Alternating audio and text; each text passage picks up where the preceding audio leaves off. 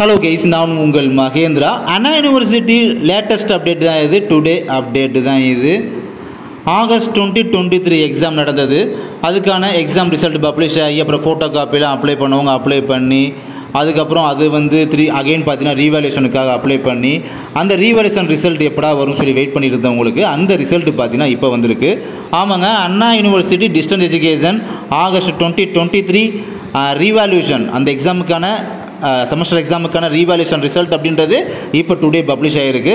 Result check பண்ணுறதுக்கான link description பாக்ஸ்லையும் வச்சிருக்கேன். அண்ட் இந்த ரிசல்ட்டை பார்க்குறதுக்கு இந்த வெப்சைட் மூலமாகவே அஃபிஷியல் வெப்சைட் மூலமாகவே ரிசல்ட்டை வந்து செக் பண்ணிக்கலாம்.